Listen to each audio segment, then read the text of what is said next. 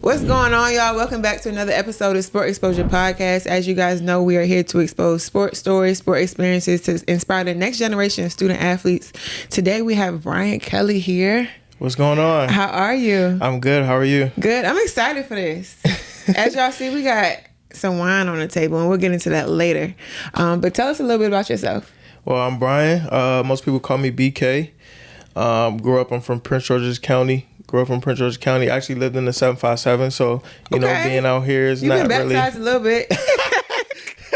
Yeah, I went to a lot of different schools my whole life. So you know, to come on here and actually tell my story from like basketball to how I got where I am now to where I am now is kind of like, you know, it's very it's going to be very interesting. All right, well, let's get into it. So here at Sport Exposure, we're all about celebrating our triumphs and learning from defeats. Mm-hmm. When you hear that motto, what comes to mind? Just when I hear that, it kind of like reminds me of like for like my life as a whole, kind of like not even my life, but like just basketball in general.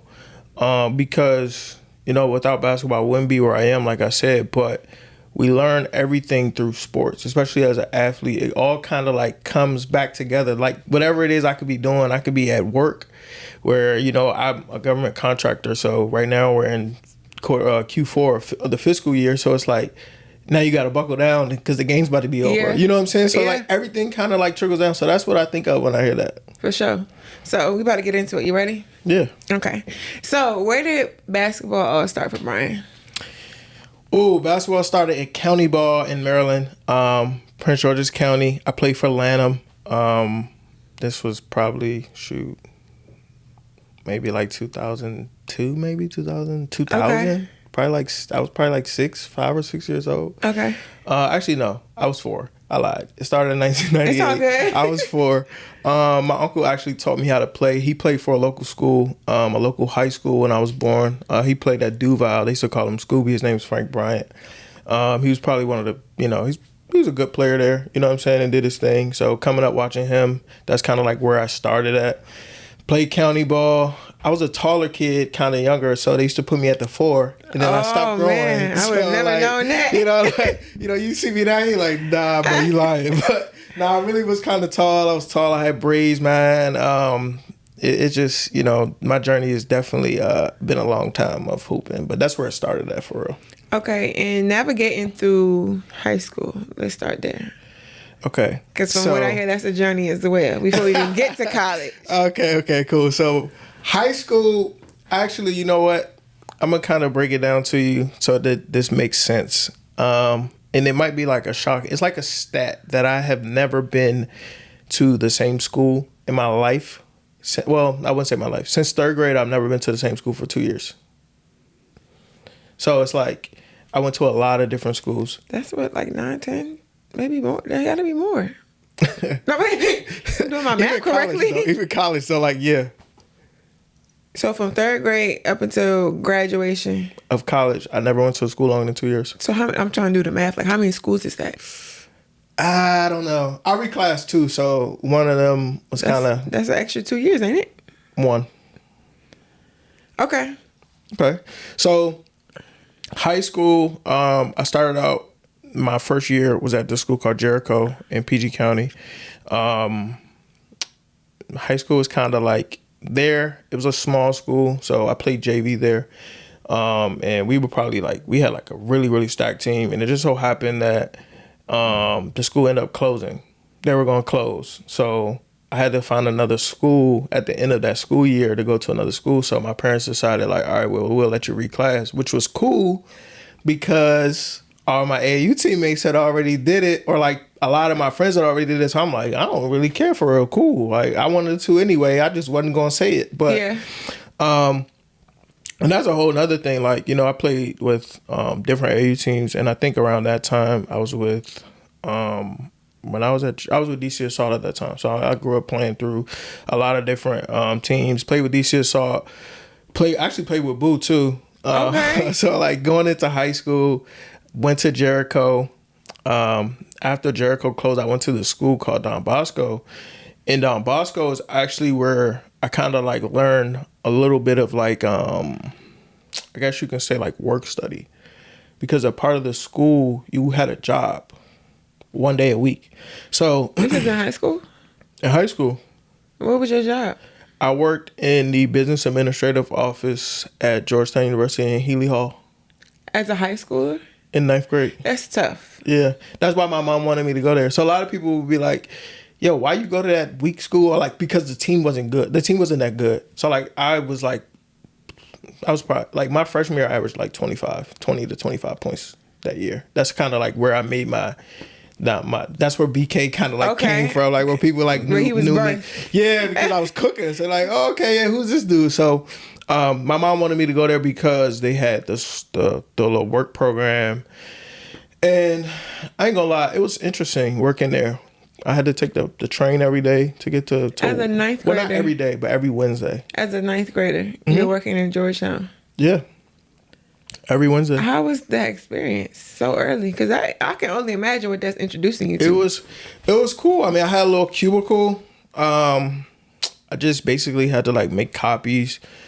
I would have to, I'm trying to think what else I had to do for them. For it was really much just making copies, running around campus, dropping like mail off, doing different things. Georgetown's a big campus, and they have like multiple places on the other campuses. So like I would have to like walk. So sometimes I'll be walking, or I'll just catch the train to like go drop something off. It would be like stuff like that. But it definitely was interesting. Definitely was fun. A lot of people probably don't know that about that school, but I don't even know if they still do it. I was about to say, is it still a thing? They're still open. So is that something that you could put on your resume? Yeah. They told us to. Like, so as a ninth grader, you had Georgetown on your resume. There's people that's my age that would kill to have Georgetown on their resume. Yeah, technically. Like that I worked there, technically. So what did that do for you professionally, your professional mind? It taught me how to kind of work in that setting, because my actual first real job was not in that setting at all. It was at Costco. I'm not laughing. I used to be ringing people up and like boxing like their groceries or whatever they got from Costco. So definitely, I went from Costco to the youngest wine owner in the country. But yeah, it's cool. That's a hell of a story. Now listen, but you started at Georgetown. Yeah. So I would start from there. You started at Georgetown. Yeah, and that's not even the hooping part of it, but yeah, I did work there. So what did that do for your student athlete mind? Because we always talk about the athleticism side. Okay. It actually was very hard. Not hard. There was this, actually probably my best game was against the school I ended up transferring to, DeMatha. My freshman year, we played DeMatha. And it was a day that I had to work at at Georgetown. And that morning, like as athletes, we don't really carry much in our bag, but our shoes. I didn't have a bag. What do you mean? They didn't have a bag during school? Like throughout the day? Yeah. No. On game days, definitely didn't carry a bag. Well, everything's already there, but go ahead. Okay, so I didn't carry anything with me because I had to go straight to the game. I didn't ride with my team on the days that we worked. Okay. Like if you worked, you had to meet your team. You had to meet the team at the game, unless you could make it back. So you was carrying your basketball bag to Georgetown. Mm-hmm. Okay, so I had my basketball bag, and for some reason that morning I left my shoes on the bus. I left my big, like, we played DeMatha, probably the best game I ever had that year. Not best game I ever had, but that game I had that year, my best game, I left my shoes on the bus, and my mom found my shoes, and I don't know how she found my shoes. I remember it vividly. I was on the F6 bus from New Carrollton, and I took that drink all the way to Tacoma Park, then got on the to get my card to go to work. And then when I got to work, I'm like, oh, I ain't got my shoes. So I texting like my dad, and my mom like, yeah, I ain't got my shoes. Somebody gonna have to bring me some shoes. But Don Bosco was sponsored by this weak sponsor. They had these shoes that I hated. They made us wear like these shoes. I don't even know the name. I think it was like Pony or something. Bruh, I used to hate these shoes. And that's probably one of the reasons I didn't want to play there no more. But so I couldn't wear like regular shoes. I had to wear those shoes. So my mom found the shoes. Where were they at? I don't know. But she came to the game and had my shoes in the same bag that I had them in. Without you telling her? You told her you left them? No, I told her. I texted her like, yo, I found my shoes. And they cussed me out. But they like, yo, what are you doing? So, and then they showed up to the game. They said, all right, we'll see you at the game. And they had my shoes. And I went off. We lost by 50, but I had 25, 27, something like that. So you was balling out For sure. in the ponies? For sure. For sure. For sure. Sound like they did what they needed to do. Kinda. And then how did we get to DeMatha? Was that the following year? Yeah, so I had a really good freshman year. Outside of, we played. So Don Bosco was in the transition of trying to get into the WCC. So we played literally every WCC school. I basically killed that year. Probably averaged around like 20 something. I don't know how many assists. I don't know how many turnovers. I don't know. They didn't really keep that much. I just know I was cooking. I had a lot of good games. DeMatha was one of my best games. At the end of the year, like my dad was like, "This ain't going. We gotta we gotta go. We gotta level up. It's not that it's too easy. It was never too easy. It's just that we gotta basically. My competition level was not going to, because we would play like DeMatha, then we'd play like somebody you never heard of, and we'd be like, "What are we doing here?" You know what I mean? Like, yeah. So when that happened, my dad was like, "All right, we're gonna try to transfer." There was a lot of schools that wanted me to transfer to. I think my last three, was like McNamara, Carroll, or DeMatha, and I chose DeMatha, and that's how I got there. And what was that like, DeMatha? Oh, it was a crazy It wasn't crazy. I loved my teammates, but it was very different. That's all boys school too. Mm-hmm. Yes, all boys school. It was different, man. I came into it as a transfer playing varsity, and I ain't gonna lie, I loved like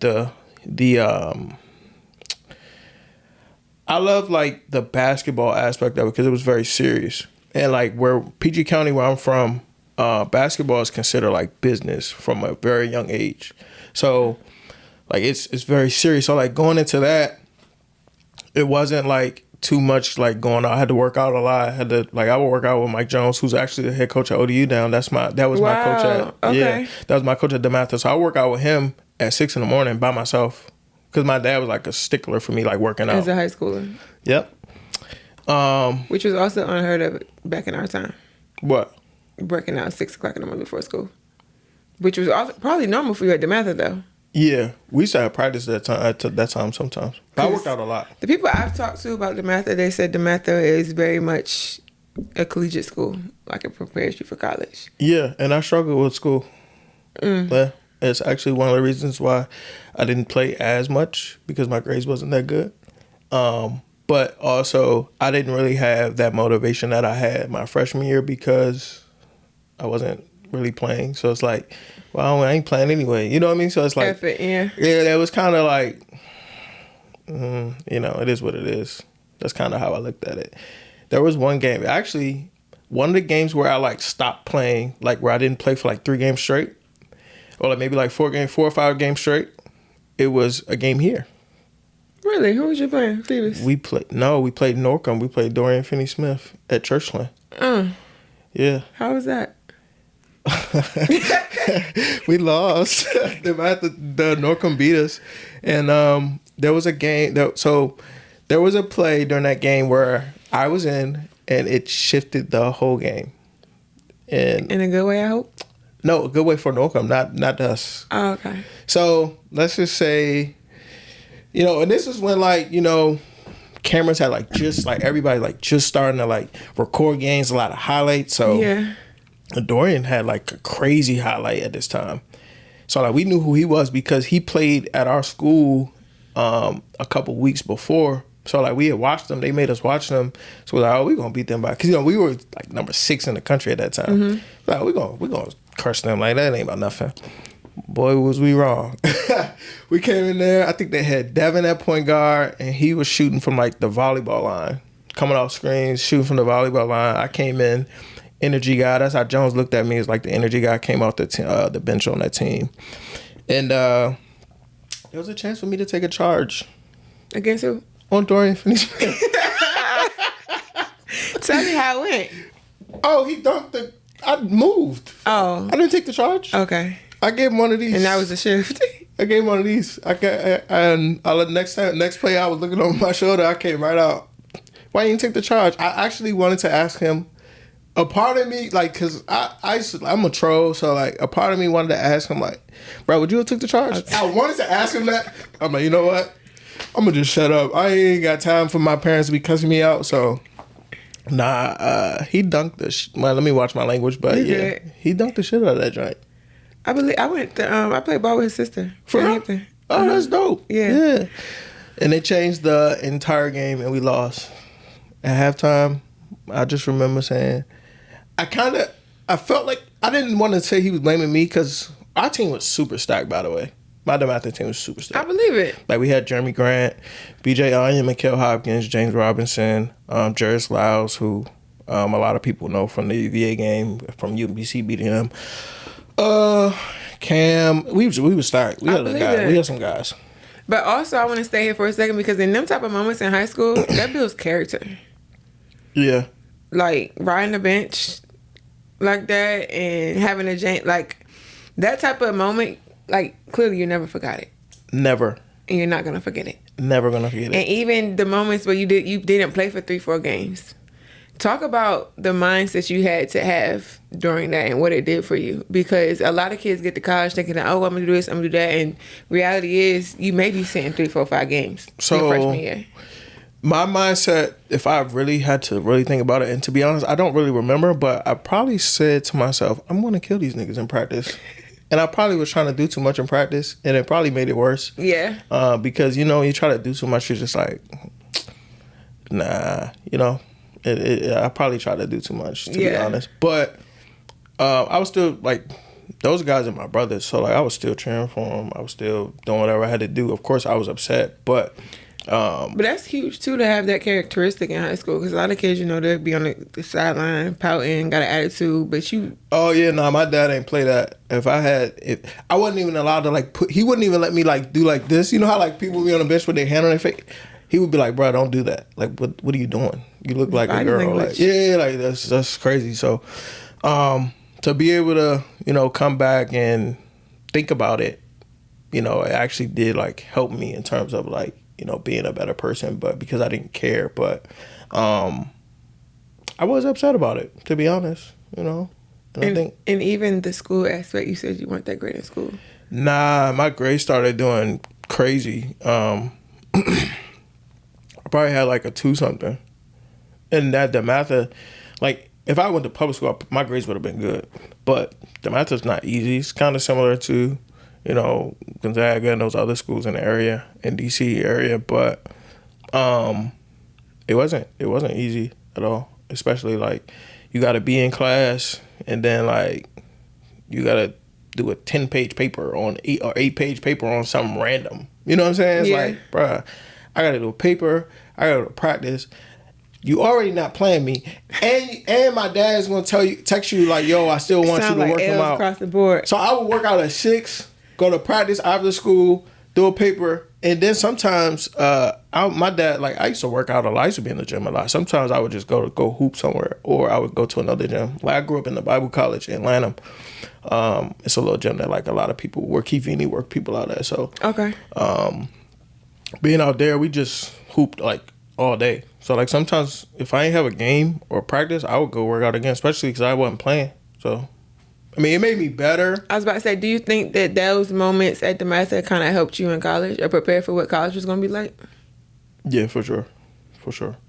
Because especially like academically, college wasn't hard for me academically. Would you give credit to DeMatha for that? I mean, you hopped around a lot of places, so that's also hard to even try to keep and study anything. Yeah, I wouldn't say I gave credit to DeMatha for it. I would give credit to... I guess I can give him some credit. I want to give him no credit. I give him a little credit. No, they did prepare me for school.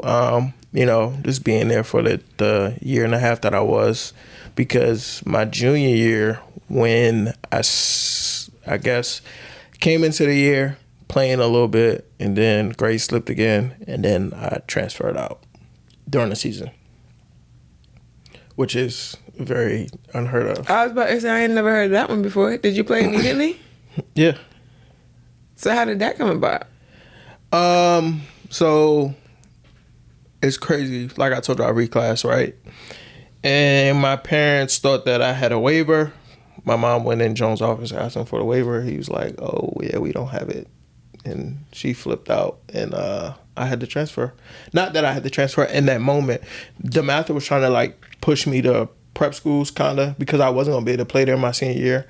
So I was like, you know what, like it's cool. Like I'll leave. You know what I'm saying? Like, but I didn't know that I was gonna leave that week. So we had already like started meeting with like other schools, other coaches.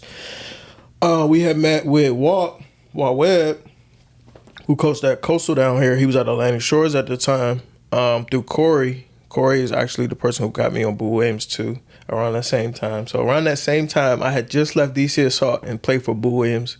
And this was probably going into my junior year. Left DC Assault, started playing for Boo a little bit, played on Jordan Baker's team. He went to Hampton too. That's my dog. Yeah, we played on the same team. And Devin Hall was on that team too. Coach Shiz, it was Coach Shiz's team. Okay. Yeah, so I played with them. And literally then get to DeMatha next year or whatever. And it's time to leave. We're finding different schools. I had no idea that I was transferring in the middle of the season. My mom popped up at the school and was like, yeah, you don't go here no more. You go to Atlantic Shores now. We decided you can go early. In which I was kind of cool with it. Because at this point, you probably used to jumping around. Yeah, I wanted to leave. So, Atlantic Shores, is that where we finished? In high school, yep. I was about to say, there's another school. Nah. Is there one more? No. That's where we finished high school at, Atlantic Shores. So we had met with Walt. They had actually came down and played Riverdale. And a lot of people was kind of wondering, like, because it wasn't like a big game. It was like at Central. And there wasn't a lot of people there, but I was there. A lot of people was like, why is BK here? Because I like know a lot of people in PG. Yeah. And a lot of people I grew up with play for Riverdale. So they was like, why is BK here? He go to DeMatha. That's kind of weird. And they played like an out-of-town team. So when I was there, afterwards, we had met with Coach Walt. And, he just wanted me to, play for his program. And I said, we could do it. You know what I'm saying? So my parents ended up letting me move.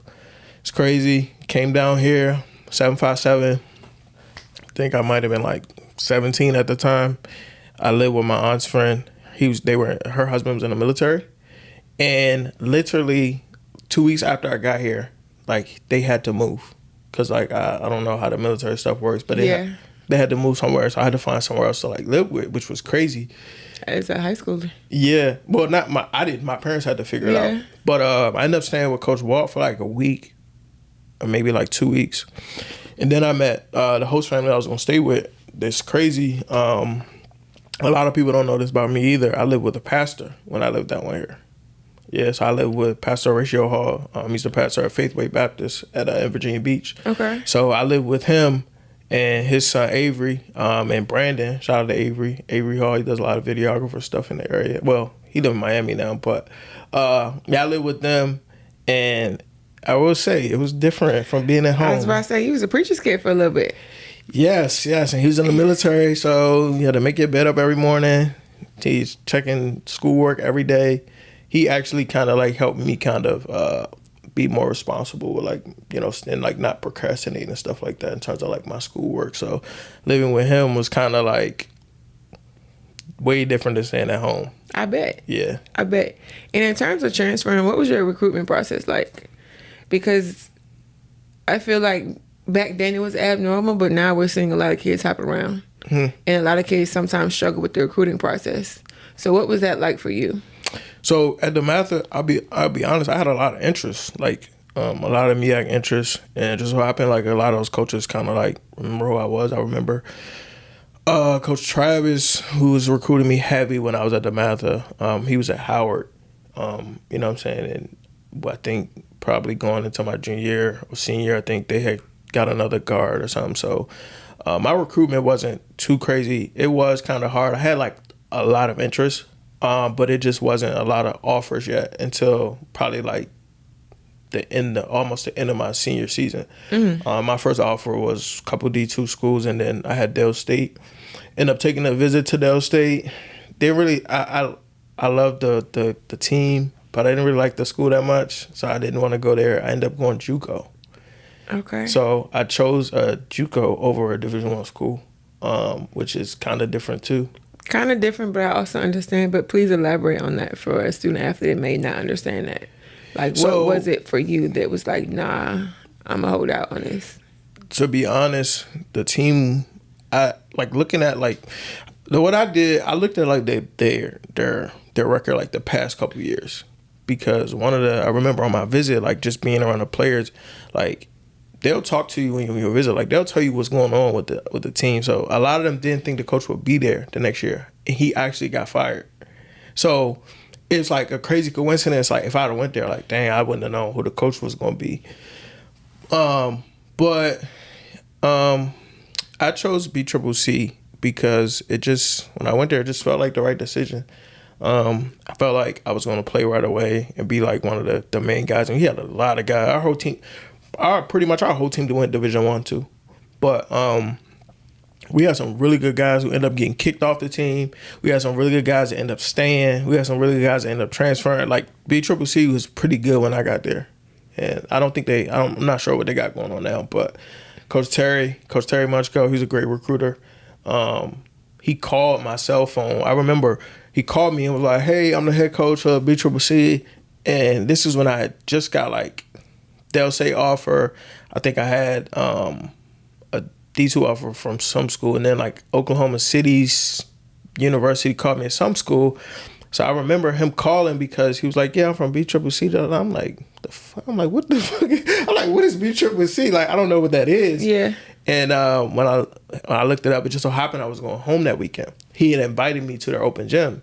So I'm like, I told my dad, I'm like, yo, he like, nah, we going. Like, you got to go. So I'm like, all right, cool. So we went. And I was real athletic. So I could like dunk. I actually dunked on somebody in the open gym. And they was like, oh, yeah, we want you to come here. And they like loved me since then.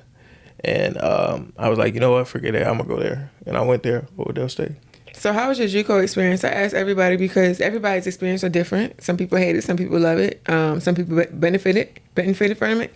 And I also feel like JUCOs are underlooked. Because JUCOs is like a melting pot of athletes. Yeah, everybody can play. And it's a group of people that are a ton of different ages.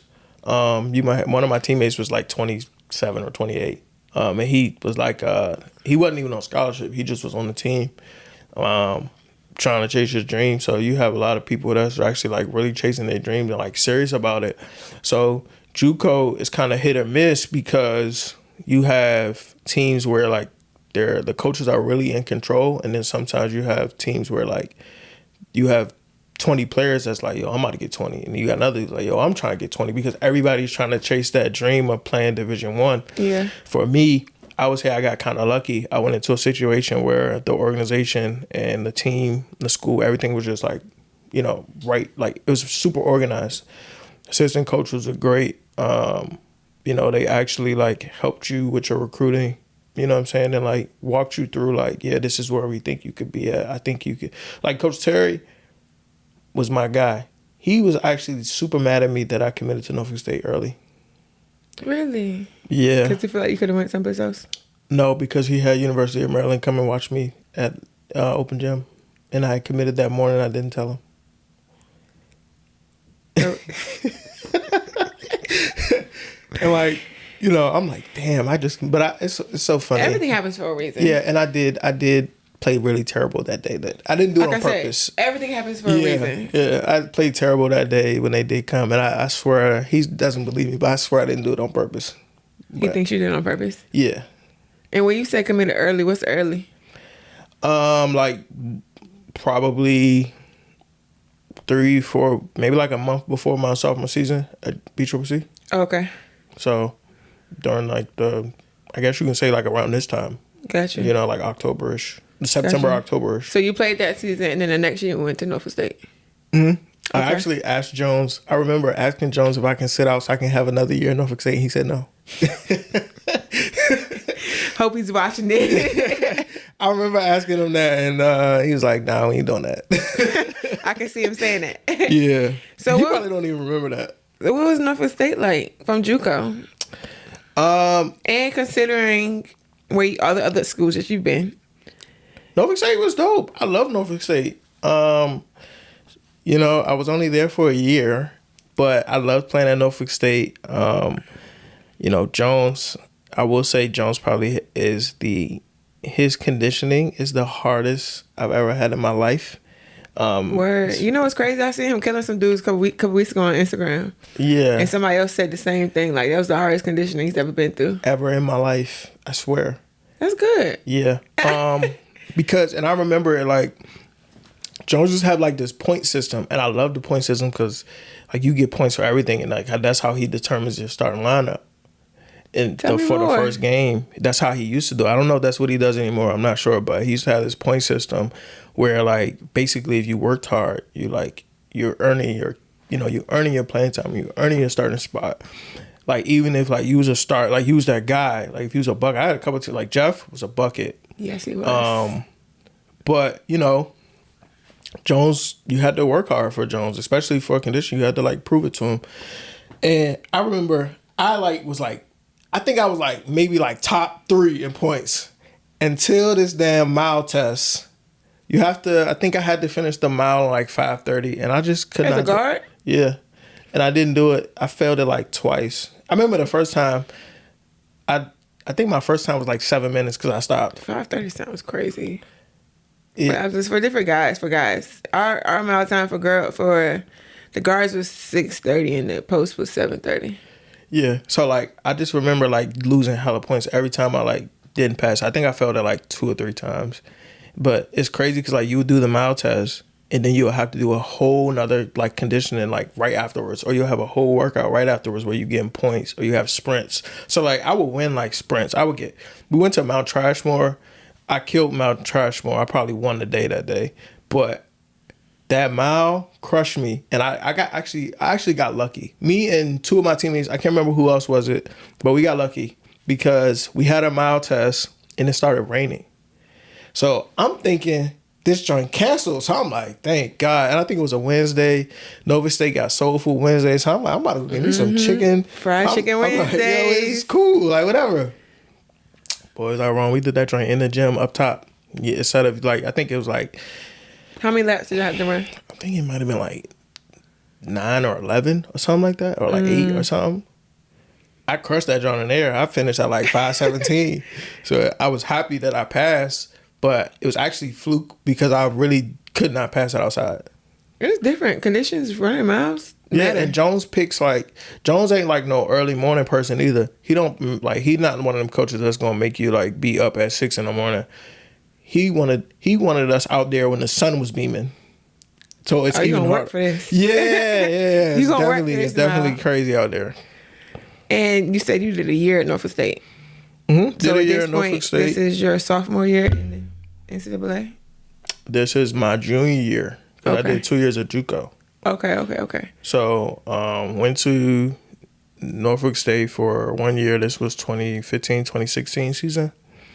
I did well at Norfolk State. Like, you know, Jones was pissed that I transferred. Why did you transfer? I had broke my foot at Norfolk State in the Hampton game, actually. I remember going into the season. Like I said, I couldn't do that mile test. And coming into I just was really mad about that. But I don't know. It took me a while to kind of adjust to Jones's playing style. And then kind of like during the middle of the season, I starting a little bit. It's like probably like 3 or 4 games after I started starting, I literally hurt my foot. And I was out for like 2 weeks during the Hampton game. I remember like waking up and that joint was like swollen. I had to go to the hospital. Teammates had to come get me. I remember Kerwin came and I think Kerwin and Dan or Alex maybe came and had to walk me to go to the training so that I can go to the doctor or whatever. So the trainer took me to the doctor and they was like, yeah, you good. They said I was good. Then 2 weeks later, I went home for a break and I had a bone that was like chipped. But it was kind of weird. It was a weird situation. That's not the reason I left. After that happened, I kind of like didn't really care about it no more. You know how like you growing up, you like, yeah, I want to go to the league. But when you get to a certain age and you serious about different things, you're not really, the league ain't really, you kind of get like a clear vision that like, yo, it's like I'm not one of going them to the league. dreams. It's like right here, and the older you get, and the closer you get, it just keeps. Yeah. Then you don't see it no more. It's just like F it. Yeah. So, you know, once I realized, I was like, you know what, my dream was to play Division I. I did that. I kind of want to go home. So I remember I had kind of like put a little. I didn't like put the word out there. I want to transfer. I told maybe a couple people, and it got to my boy Cam at Bowie State. He was an assistant at the time, and he was like, "Yo, if you transfer, you should come to Bowie. Like, you should come home." I'm like, I might do it. You know what I'm saying? Because my grandmother went to Bowie State. My aunt went to Bowie State. I'm from PG County. I basically live in Bowie. So I was like, you know what? Whatever. I told them, if we go to the tournament, I'm staying at Norfolk State. But if we lose, I'll transfer to Bowie. Like, because I was going to transfer. You know what I mean? It is what it is at that point. I remember there was a game where I kind of like not made my decision, but we played in Meacktown tournament. And Coach Jones, all his staff probably remember this game because this was probably, I remember I had a game winning layup. I thought it was a game winning layup, but it ended up. Smoked it? No, I made the layup. Oh, okay. We actually took the lead. We were down like 15. We were playing South Carolina State. We're down 15 and a half in Norfolk at the Scope. I come in. I mean, I played the whole game pretty much, but I didn't come out probably like the whole second half because like we were actually like fighting to come back and it was working. And I remember we're down 1 with 40-something seconds left and playing defense. They get like one of the players like shot a floater like and the joint like went like hard off the backboard but like bounced up like high. Yeah. Deshaun tipped it, got the rebound, threw the ball to me, so it's a fast break. And like it's me one-on-one with this dude and I like laid him. And that they went crazy in the Scope when I made that layup. Believe it. They went crazy because like we came back. I was probably there. Probably. So, and then I think it was like a technicality call. Like my teammate like accidentally fouled or something and then we lost. But after that, I was like, damn, I'm out of here. That was it. Yeah, you know, I'm like, damn, because I just knew we won. We were going to beat Hampton. No offense, I know you went there, but we was gonna beat y'all probably. We had just beat y'all before. My rings was nice and shiny. We could. That's fine. That's cute. That's another thing. I actually did. One thing I will say, I won at all the schools I played at, except for Norfolk State. Damn. Yeah, so that one that's why I remember that game because that's literally the only school I didn't win at. Like Bowie, I won the CIAA championship 2017. I won both years at JUCO. Won the Maryland JUCO, won the region both years. I didn't win the Maryland JUCO both years, but I won the region tournament, the region championship every year in JUCO. DeMatha, I won the WCAC championship. Atlantic Shores, I won 2 championships with Atlantic Shores. So, you know, it's probably... Maybe the 7-5 wasn't too good for you, huh? Nah, 7-5 was good to me, man. I love the 7-5. I love to come down here, you know, and now that I have the MABC here, it's you know, it's pretty cool. Okay, and getting into your life after basketball, how did you being a student athlete kind of mold you into who you are today? Into your businesses, into the tournament, into the wine? So I grew up with, my dad was an entrepreneur, so I kind of like learned a lot from him. But, you know, basketball, to be honest, man, it really it's really relatable to everything that we do. Especially like, and even football players probably think the same thing. Yeah. Soccer players probably think the same thing, but it's super relatable to no matter like even like a business. You know what I'm saying? Like you have to look at it from like my wine, for an example. It takes years to like get really successful. Like for an example, it takes years to get really good at basketball. So it's the same way. Like you have to like look at it like that, and that's like if you look at it like that, it does make it a lot easier because you're like, you know what? I did this before. Like I've done this, so I can do it again. You know what I mean? Like especially when it comes to like business. So it's like I don't really think of, even if, you know, I take a loss, you know what I'm saying, whatever. It is what it is. It's like I looked at basketball, you know what I'm saying? It's the same way. Right. And back to your student athlete journey before we really get deep into your business journey. What was your lowest moment as a student athlete? My lowest moment?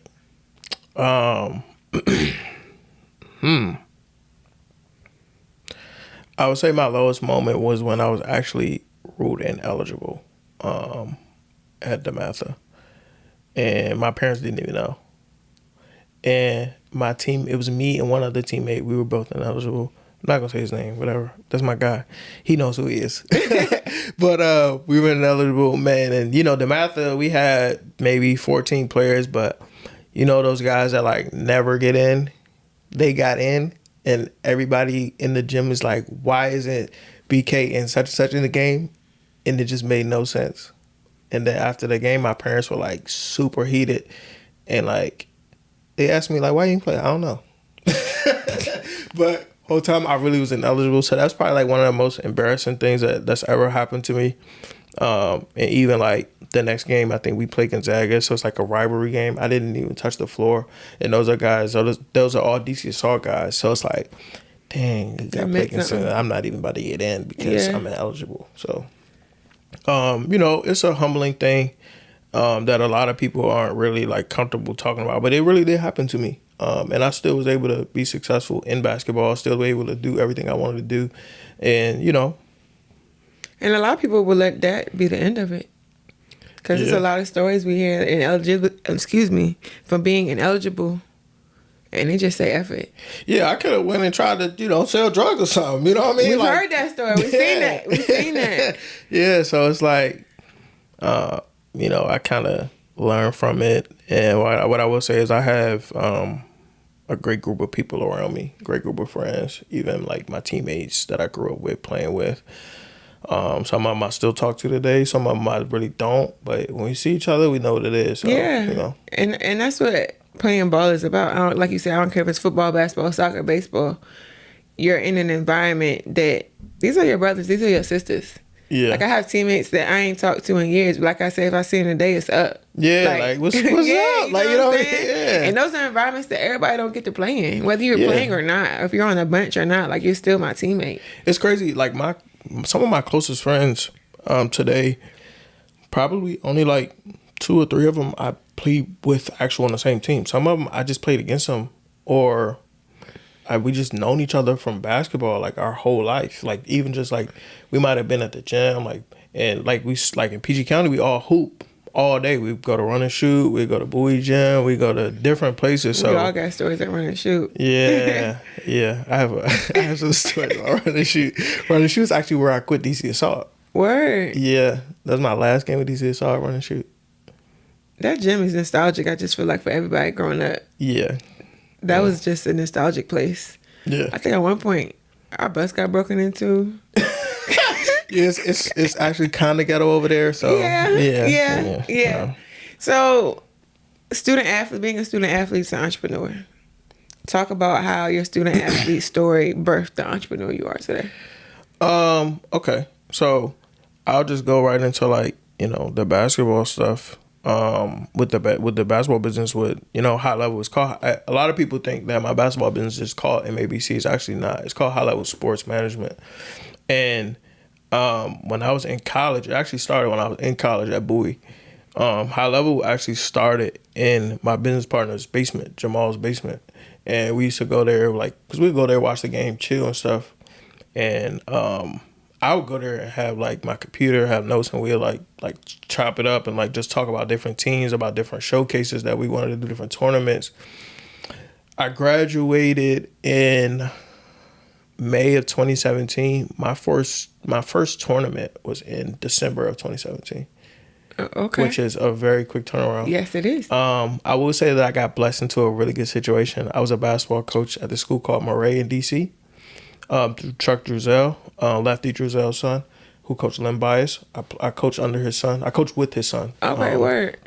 So I was coaching there, and he kind of like gave me the keys, man, to do whatever I want with the gym, and so I used to like have my own tournaments there. My first tournament, I think I had like 17 middle school teams. The second one, I had like 28. After that, and those are AAU teams. So I had a middle school tournament with middle schools, and then I had an AAU joint going on at the same time because the school had 2 gyms. So it was kind of like a dope concept. It was called a Give and Go Challenge, and it was pretty cool to do. That's kind of like where I started the tournaments thing. And then that next year, I kind of went to doing the showcases, which was what the business was for the whole time. The showcases was a high school basketball event where, it's a regular season game for the high schoolers, but they play one game a day, maybe two. We've done one where teams play 2 games in one day, but I'm at 2 games in 2 days, but it's a regular season game. And we do it here. We've done it in DC, Baltimore, and Virginia Beach, Norfolk.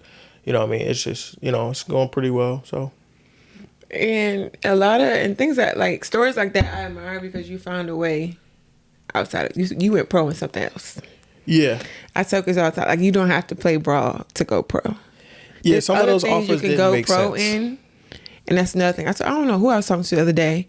What would have been a rookie contract for me? Yeah. I was making more sitting in an office. Yeah. Like, why would I go overseas? A lot of people don't really do the math, but if you really do the math, it's not really worth it. And a lot of people go over there just that they did it. It's no way I'm going over there. Yeah, that was me. I didn't want to do that just because it's like, man, look, I'm trying to make some money. And right now, that's not going to get me where I'm making more at Costco. Just being honest. Yeah. You know what I mean? I worked at Costco. I used to bag groceries for people I knew my entire life. And I used to think it was embarrassing, but when I look at my journey and like where I am now, I wish one of them would laugh at me for working in Costco. You know what I'm saying? Back then, they didn't want me. Now I'm hot. They all love me. Nah, but yeah. So. And how's that journey been? Being on the other side of the ball? Oh, I love it. I take like the MABC. So to kind of break down like how it started. It wasn't supposed to be called the MABC. The MABC stands for Mid-Atlantic Basketball Classic. It was actually going to be called the Bulldog Classic because I went to Bowie State. So it was going to be called the Bulldog Classic, and it was at Bowie State. And originally, I was like, you know what? Nah, my uncle was like, yo, you should name it something authentic. Like, give it something his name where it got an acronym. And he came up with, he was like, I think the MABC, that Mid-Atlantic Basketball Classic sound cool. So I'm like, dang, that joint do got an acronym. That does sound dope. Where like, people could just call it that, the MABC. So that's where it got its name from. And I did the first one at Murray where I coached at. Murray played, I had a couple good teams in that one, man. I actually had Cape Henry come down and play for that one. Okay. Coach Mark, shout out Coach Mark Hall. Yeah. I had him come down and play. And that was pretty cool. He played a private school named Rock Creek down there, and they won. That was my first MABC event. And then the next year, we did one in DC, then we came here. And when we came here, it kind of like just took off from there. We probably had the best game in the city here, probably within those couple of years. Like, we had the teams that people wanted to see. We had Norfolk play, well, not Norfolk, it was Norfolk versus Suffolk, basically. We had Norview play Kingsford when they had Jaden Epps. And they were like, it was packed. Like, there was people banging on the door, like begging, offering $100 to come in that gym because we were sold out. Yeah, so after that, it just was kind of like, we just been coming back every year. Then we decided to bring the girls event. So now we do all girls here. We only do all girls here. We don't do it in DC area. DC, we only do boys events. But I love coming down here and doing the girls event. The girls one is actually my favorite one. So why you ain't got the girls up there? To be honest, I'm not. I think it's something that like we can do. It's just now. It's like with time, don't leave the girls out now. No. Don't do it like that. Because I just told you that's my favorite event. So now you need to be in both places. Nah, well, I would love to. So Bowie has 2 gyms, and what I did, like, I thought about it this year. I was like, nah, I'm not gonna put the girls in the other gym. So I'm like, you know what? I'm gonna just put JV in the. So now my high school event at Bowie State, to kind of like go back to that. We weren't always at Bowie State. We like worked our way to get there. Okay.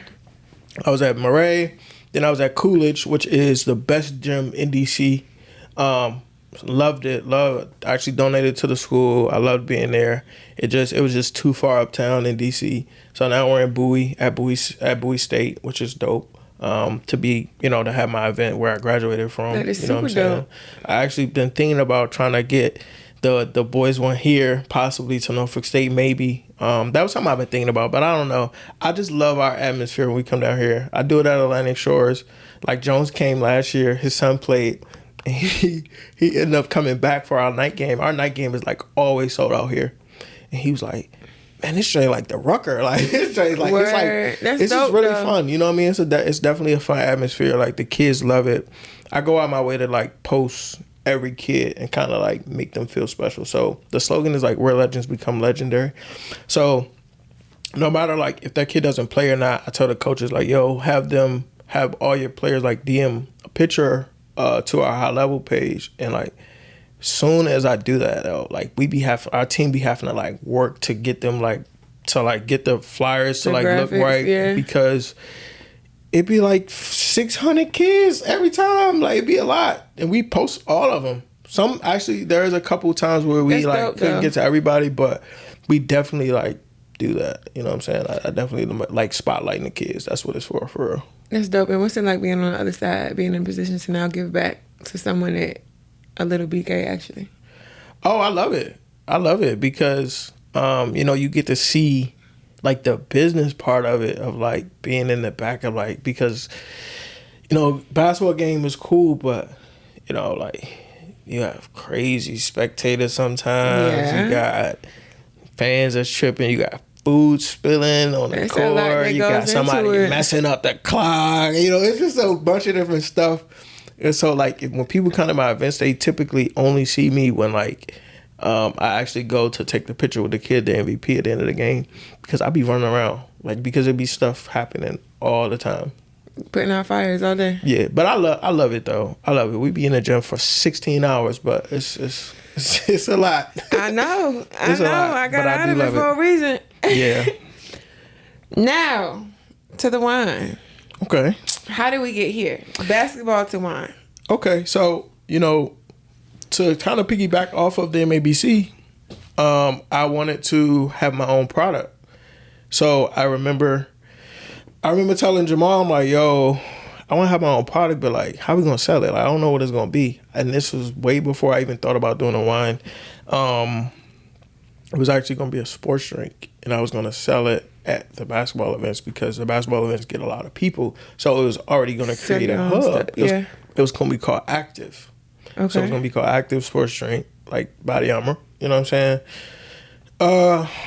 Doing the analysis and seeing how long that all that stuff would take to like actually be successful, or just like basic research of it. I'm like, this doesn't like relate to my current life, where it's like what I had going on or what my friends going on. Yeah.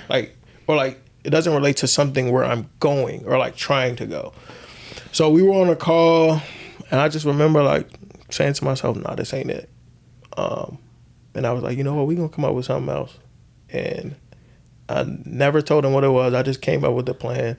I thought about doing a grape juice because my grandfather, that's what I remember him by, grapes.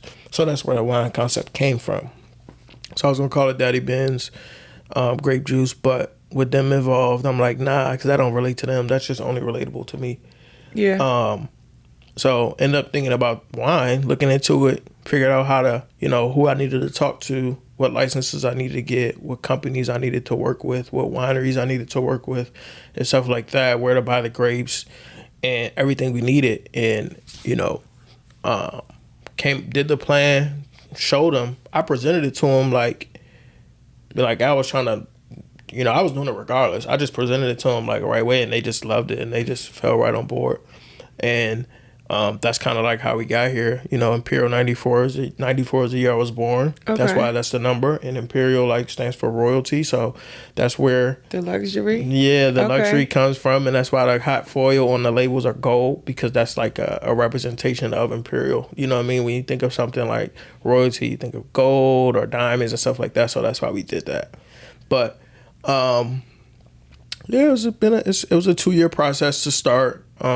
Before you even started selling anything? Before I started selling anything, 2 years. 2 years in the hole, spending a lot of money doing a lot of different things, meeting a lot of different people, tasting a lot of different wines, changing the levels of a lot of different wines. Our best product is obviously our pink rosé. A lot of people in DMV, DC, they love it. You know what I mean? A lot of people love it. You know, we're in a couple restaurants. No stores yet. Doing that strategically. Not trying to be in stores because we wanted like recurring accounts. Like where restaurants will be kind of faster because people drink it a little faster than buying it out of a store. They're just going to go put it on a shelf maybe, or they might drink it that night maybe. But the restaurants are definitely a faster recurring account for us. But yeah. So how long has it been? So, I guess you can say this is my COVID business, but not really. Okay. It's been... That's fresh then. Yeah, we're going on 3 years of actually being in business, but going on 2 years with the product. So the product came out July of 2023. That was last year. Mm-hmm. And we've had 4 different wines since then. Shout out to y'all. Yeah. Shout out to y'all. So what's the best thing about owning a wine? Like, you get to drink your own shit. I get to drink my own wine. And to be honest, I'll be really honest about it. You know, I don't really talk about it that much because I don't really care, but I am the youngest wine owner in the country. You should care. It does get me in a lot of different rooms that just owning the basketball business I wouldn't have been able to be in. Or like just having conversations with people. Like, people take me a lot more serious. They're like, oh, you own your own. Because, like, it's not just a wine. I actually own a limited winery. I just don't have an actual vineyard. So it's like levels to it. So you have, like, what's called a private label. And then you have, like, limited wineries and you have a winery.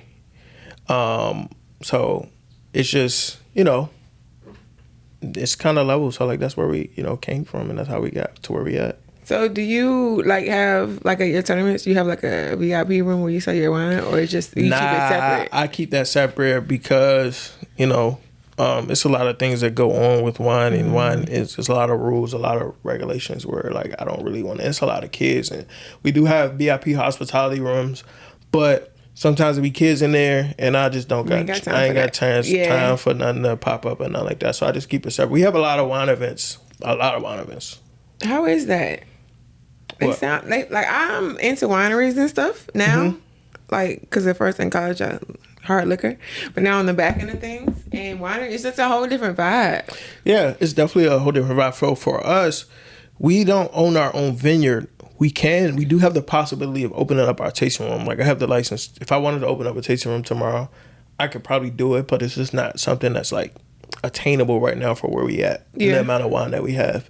So for us, we like to do a lot of like theme parties or just like things where we incorporate the wine to create a vibe. Instead of having like a venue, we go to different places and do like parties or like do like different things just to create our own vibe and create our own buzz and own exposure.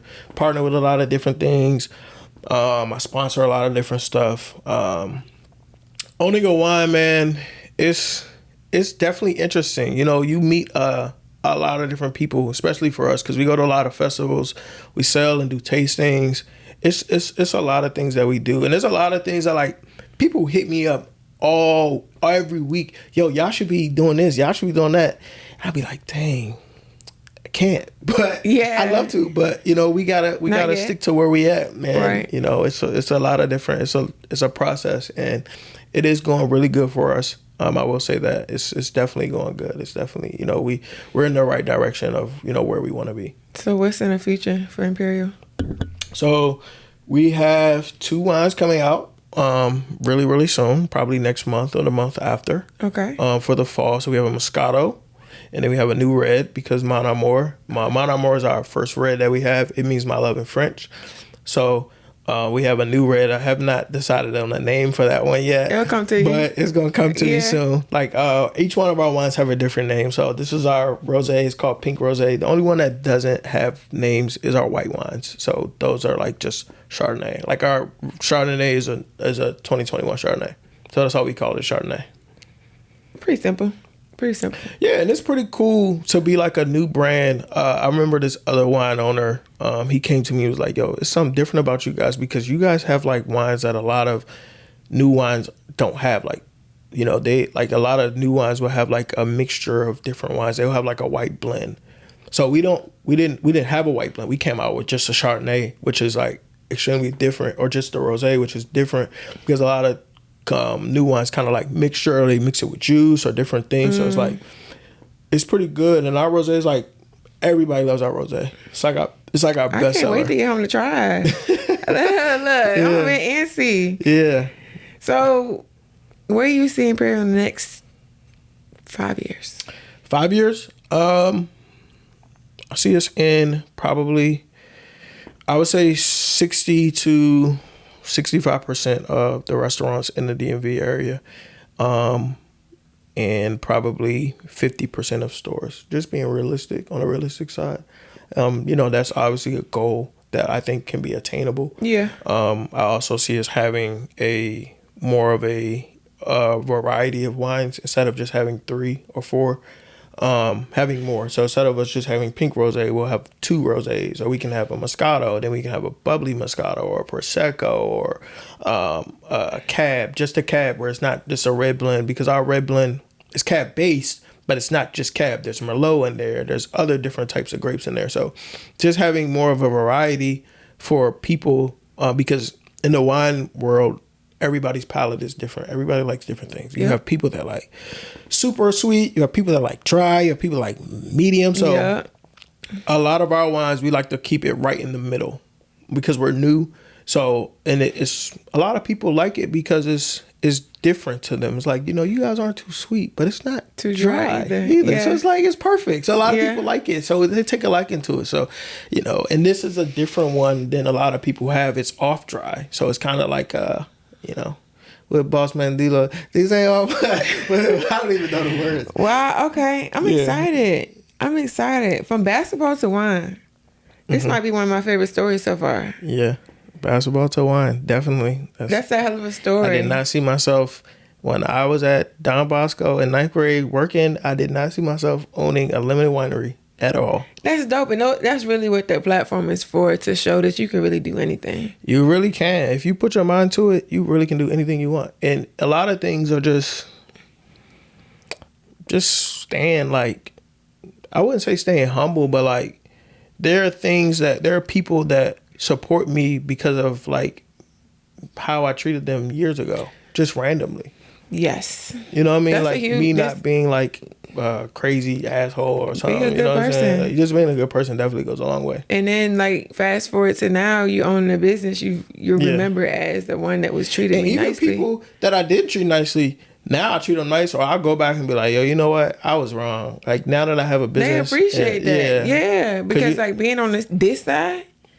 That's all this, like, that's really all business is. Yeah. Relationships, personality. Definitely relationships. Like, they don't even care what I got to sell you. Like, what are you a good person? Yeah. Like, what's your personality like? A lot of the meetings we've had are based off of relationships. Either people I know, people one of my partners know, or people that have tried our wine and just, like, they take a liking to me or my team or someone that's on the team. Like, yo, I really like these dudes. Or y'all need to, like, you need to get your stuff. You need to get it in here. So it's like, that stuff is like really big for us, you know what I mean, right now.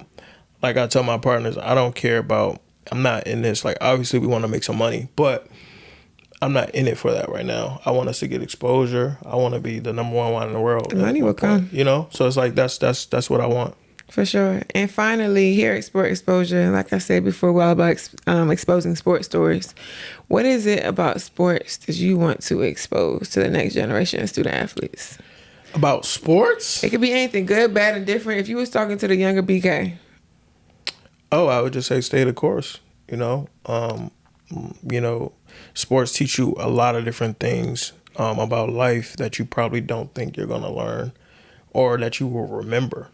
So there's things that I can't even remember that I did, but if something happens and it just pops up like, dang, I kind of went through something similar like that. So with basketball, you know what I mean? Or even football, where it's like, I quit something before, but it's like, or not getting work done, but it's like, I've been procrastinating before in school, so I know I can do this. So it's just like a bunch of different stuff where it's like, just putting your mind to it and staying the course is important. For sure. Well, thank you so much for your time. Thank you. I appreciate it. I definitely love being here. This is fun for sure. Did I create a safe space for you? Yes, definitely. Good. Definitely. So where can they find you? Where can they find me? Yes. Oh, Instagram? Oh, my Instagram is @TheRubyK. And then where can we find the wine? The wine, you can find the wine at imperial94.com or Imperial94wines on Instagram. So when I have like a Sport Exposure exclusive party, y'all can come host. Yeah, for sure.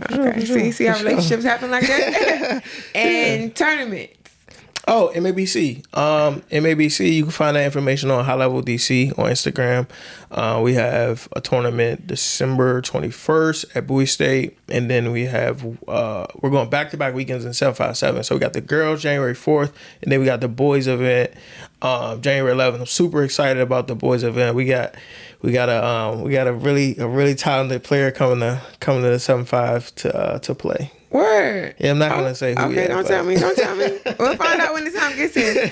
But like I said, thank you so much for being here. I appreciate your story. I appreciate your time, and I appreciate the wine. Oh, that was a bar. Y'all heard that? That was a bar. We'll catch you on the next one, y'all. All right, peace.